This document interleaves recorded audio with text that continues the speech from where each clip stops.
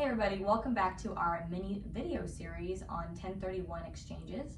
I'm still back here with Corey. Great to have you again. Thank you. It's great to be back. So I wanted to explain something from an active investor and a passive investor's perspective. If I had a syndication and I was the principal or bus driver, as you would call them, and we decided that we wanted to do a 1031 exchange, meaning on the exit of our property, we would roll our profits into another property.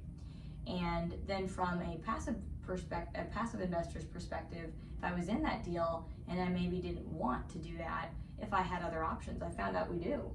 Yeah, absolutely. And this is where it's really important to be working with good team members. It's really important to know what direction you want your investments to go and have a stable business plan in that direction. So the easiest thing in this area is obviously to keep the partnership intact and do the 1031 exchange and leverage those returns in order to do the next project, in order to invest something that's going to continue to make money. And so that is a fairly straightforward structure. The IRS tells us that the same taxpayer that starts a 1031 exchange has to complete the 1031 exchange. So if it's a partnership, that's pretty straightforward. If there's like an LLC that wants to do an exchange, we just put the exchange in the name of the LLC. It gets a little more difficult if parties want to kind of divide what their gains are and then put them in different investments and still do a 1031 exchange. And so that's really where tax counsel has to get involved. Specialized real estate tax or 1031 counsel. So there are attorneys out there that actually specialize just in this small area of the law, and they can help guide you through that. Most of those attorneys have master's degrees in tax, and a lot of them are also CPAs, and so they were CPAs before they even went to law school, so they know a lot about tax law. So it's very important to pick good partners in terms of getting good advice. As a qualified intermediary, which is what we do, we sort of help make sure that people have advice in the right areas, but essentially it's really going to be up to your attorney to structure that. What they do is they would convert a partnership into a tenant in common structure. And so depending on where the transaction is, what state it's in, who's involved in the transaction, and how much money is at stake, they might structure that differently and make different decisions. But I always like to tell people, if you're thinking about doing a 1031 exchange, it's really, really important to connect with somebody that can put together a team for you and to advise you on how to go about a 1031 exchange earlier rather than later. If you send out a notice to your investors that this particular property is up for sale, or you have offers on it, you're going to close in a couple of months, that's when they should start asking questions, and that's when the communication should start.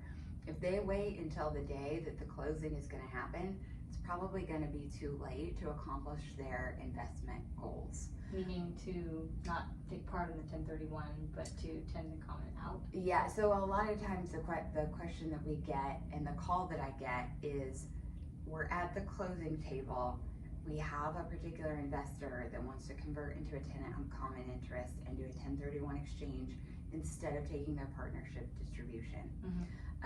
And so the day of closing, that's too late to do anything about it. If you have that conversation earlier with us, then you can have more options. And depending on what your attorney is advising, that also will affect your options. So a lot of times there's some guidance out there. If you're in California and you want to convert from a partnership to a tenant in common structure, the California Franchise Tax Board will not like that. Really? They will audit it, they will fight it.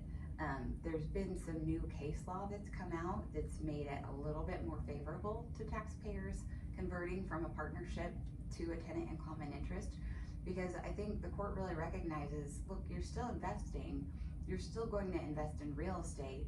This is not just a scheme that's designed to escape, it's not tax evasion, this is not fraudulent. There are real investing purposes behind it, and you're making business decisions based on the sustainability of the business investing instead of just trying to escape taxes. So those are some of the factors that your attorney will talk to you about. But the main point is that if you want to think about doing a 1031 exchange, it is possible in certain situations, and so talk to somebody about it earlier rather than later. It's really nice to know, because we as operators try to be really flexible. So there have been situations where people have things in life that just happens. You know, life happens, right? You maybe planned on investing in a certain way or exiting in a certain time, and you know, new babies are born, people pass away, stock market change, I mean, all kinds of things change, and so things can change. So being able to know that you have another option, as long as we're communicating early, to do a TIC or tenants in common out of a 1031 exchange to be able to make everybody's goals met. That's great. Mm-hmm. Yeah. Absolutely. Thank you guys for tuning in again. See you soon.